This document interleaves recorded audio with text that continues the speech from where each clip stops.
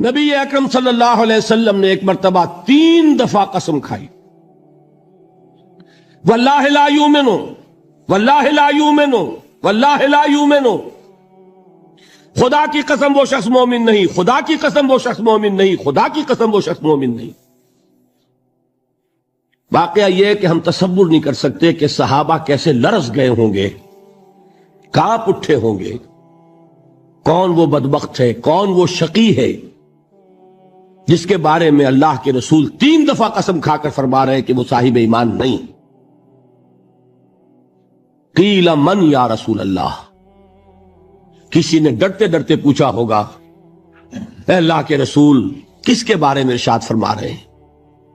اب جواب سنیے، الذی لا یامن جارہ بوائقہ،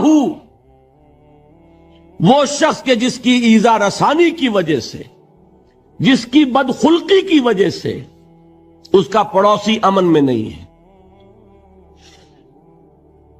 یہ کوئی گناہ کبیرہ ہے؟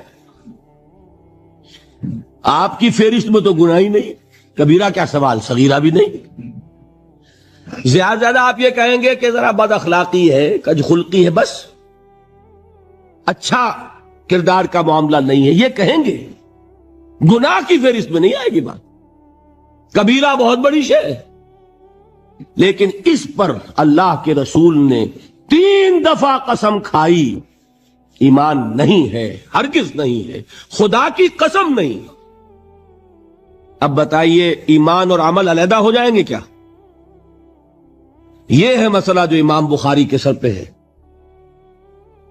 اور سنیے، فرمایا حضرت انس ابن مالک نے، یہ روایت جو میں نے آپ کو ابھی سنائی ہے یہ کوئی ایسی ویسی روایت نہیں ہے، متفق علیہ ہے، بخاری اور مسلم دونوں میں موجود، اس سے اونچا درجہ روایت کا ہے ہی نہیں۔ راوی کون؟ ابو ہریرہ رضی اللہ تعالی، ان کی والدہ لے کر حاضر ہو گئیں، یہ بچہ حضور آپ کی خدمت میں رہے گا، آپ کی خدمت کرے گا، آپ کے پاس رہے گا، ٹھیک ہے۔ وہ حضور کے خادم خاص ہیں، جیسے ذاتی کوئی ہوتا ہے معاملات میں مدد کرنے والا، خدمت کرنے والا، وہ ہیں انس ابن مالک۔ کیونکہ ان کا تعارف ہو گیا ہے رضی اللہ تعالیٰ عنہ، تو ایک بات پہلے اور سنا دوں، جو بچہ اپنے اس بچپن سے لے کر 9 برس کی عمر تھی جب آئے حضور کے پاس، انتقال کے وقت عمر کتنی ہوگی؟ 19 برس، 10 برس حضور کی خدمت میں رہے۔ پہلے تو حضور کے اخلاق کی جو گواہی وہ دے رہا ہے وہ اس کی زبان سے سنیے کہ میں 10 برس حضور کی خدمت میں رہا، کسی بات پر ڈانٹنا تو کجا، حضور نے کبھی مجھ سے یہ بھی نہیں فرمایا کہ اے انس تم نے وہ کام کیوں نہیں کیا۔ یہ ہے ایک آقا کی حیثیت سے محمد الرسول اللہ صلی اللہ علیہ وسلم کا اخلاق۔ اگر نہیں کیا خود کر لیا، کوئی ڈانٹ ڈپٹ نہیں۔ حالانکہ بچے ہیں، بچوں کو ویسے بھی ڈانٹ ڈپٹ دیا جاتا ہے، لیکن نہیں۔ اب ان صحابی کی ایک گواہی سنیے، قلما خطبنا رسول اللہ صلی اللہ علیہ وسلم الا قال، فرماتے ہیں کہ شاذ ہی کبھی ایسا ہوا ہوگا کہ حضور نے کبھی خطبہ ارشاد فرمایا ہو اور اس میں یہ الفاظ نہ ہو۔ الفاظ سمجھ رہے؟ جب بھی خطبہ دیتے تھے آپ یہ الفاظ ضرور فرماتے تھے، شاذ کبھی رہ جائے تو رہ جائے، قلما خطبنا رسول اللہ صلی اللہ علیہ وسلم الا قال، کیا فرمایا؟ لا ایمان لمن لا امانت لہ ولا دین لمن لا عہد لہ، جس شخص میں امانت داری نہیں اس کا کوئی ایمان نہیں، جس میں ایفاء عہد نہیں اس کا کوئی دین نہیں۔ بنا پھرتا ہو وہ دیندار، بنا پھرتا ہو وہ صاحب ایمان اور امتی حضور کا، امانت داری نہیں تو ایمان نہیں، ایفاء عہد نہیں تو دین نہیں۔ کس کا فرمان ہے؟ کسی آج کے زمانے کے مفتی کی بات نہ سمجھ لیجئے گا کہ جس کو آسانی سے آپ چاہیں تو رد کر دیں، یہ محمد الرسول اللہ صلی اللہ علیہ وسلم نے فرمایا۔ اور سنیے پھر ایک متفق علیہ روایت، بخاری اور مسلم کی، راوی پھر کون ہے؟ ابو ہریرہ رضی اللہ تعالیٰ عنہ۔